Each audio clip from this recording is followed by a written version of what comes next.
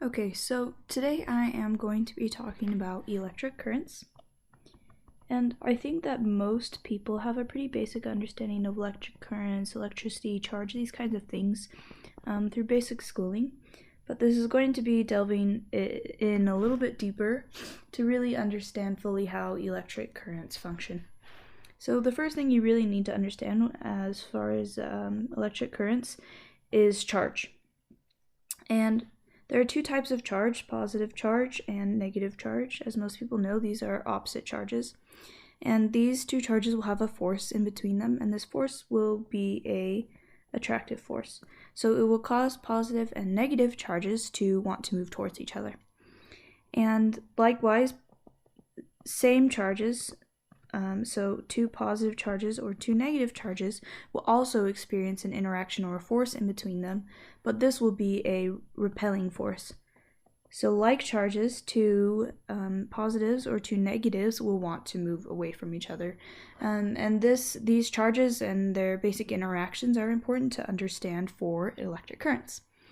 So first we're going to draw an analogy so to better understand electric currents. So imagine a water pipe. Okay.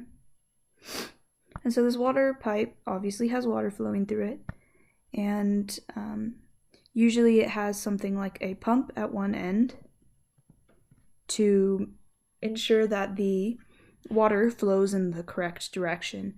This can also be other things like gravity or whatnot, but for this example, we'll just use a pump. And so a water pipe is like electric current in that it has a substance that flows. So in the water pipe, it's water molecules, and in electric currents, it would be charge. So the water is like charge in that it is the thing flowing, and it'll flow in a specific direction. And the pump is what makes it flow. So imagine a metal wire, and metal wires are very good conductors. Conductor just meaning that the electrons are able to flow freely throughout the metal rather than being bound to a single atom. So we're going to draw these by putting in these dashes. And so in this metal wire, we're going to attach it to a battery. And battery has a positive end and a negative end. Because without a battery, if there's no other charges around, then the electrons in a conductor won't move at all. They'll just stay there, and so there's no flow and no current. So because we understand how charges interact with each other, we understand that the negative charges in these metal wire will want to go towards the positive end of the battery.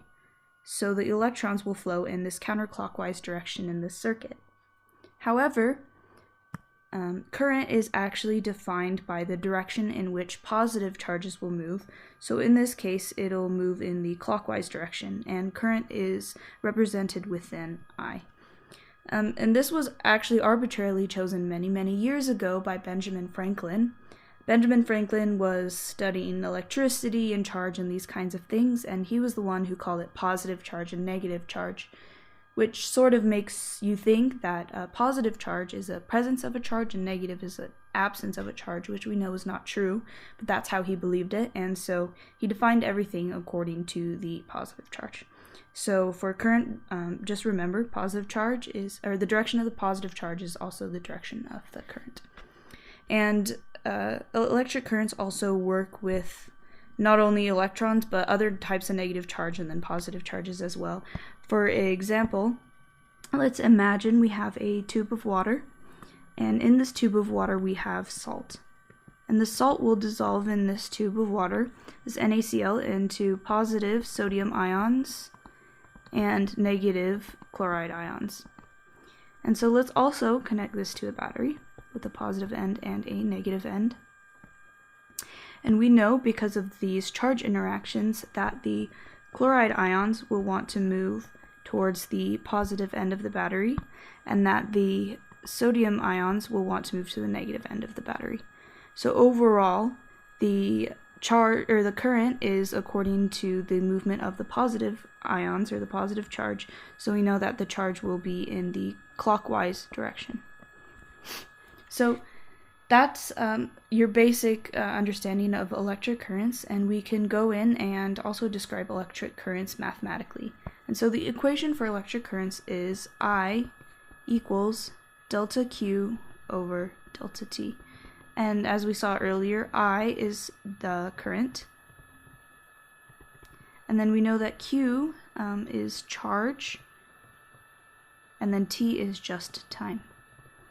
And charge is measured in coulombs, and time is measured in seconds. So this is the SI unit for current, coulombs over seconds, which we call amperes, or amps for short. And these amps are used pretty widely. They are used to describe ratings for fuses, circuit breakers, appliances, all sorts of these things. And it's pretty common. So let's do some math with this equation. So let's imagine we have a truck. And I'm a really good artist.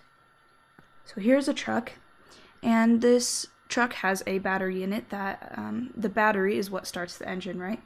And so let's imagine that this truck battery moves 720 coulombs of charge in 4 seconds. And we want to know if it's moving these 720 coulombs of charge in 4 seconds, then what is the current? So what is I in the equation? So this is a simple plug and chug. I equals delta Q over delta T.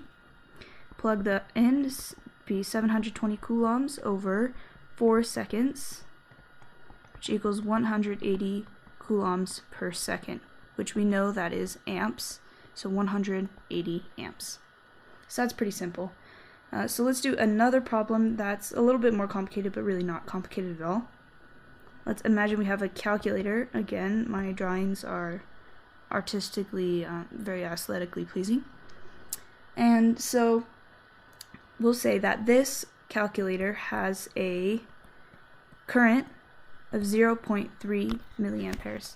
And that's not the SI unit, so we are going to go over to the standard. So 0.3 times 10 to the negative third amps is its equivalent in just amps.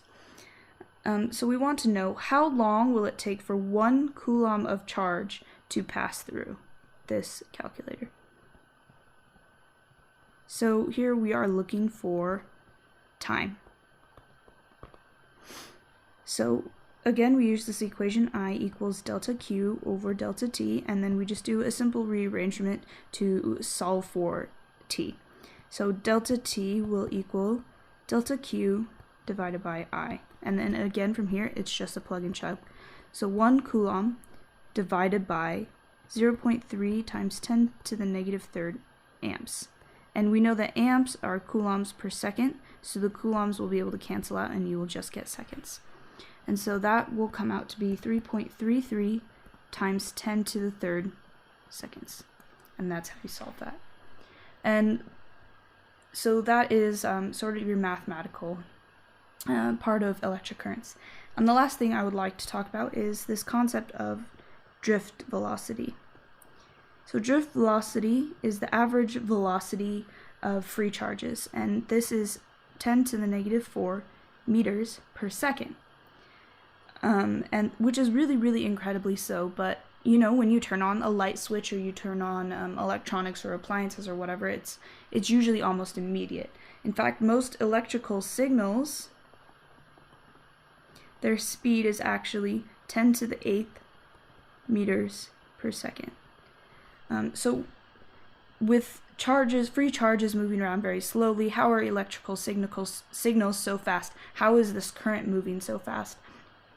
And it's really just a matter of density. So if you have a pressurized air can, versus a room full of air, you know that the air in a room will move very slowly. You won't even be able to feel it unless there's a draft or air conditioning, but it just stands still for the most part, or moves so slowly rather that you can't feel it. But with a pressurized air can, the air moves out really, really fast. And so the difference is that the air is very, very dense in the air can, and it's the same when it comes to electric currents. They make sure that the charge is very, very dense, and so that they push each other along very fast, and then you can get these very fast electrical signals. And that is the basics of electric currents.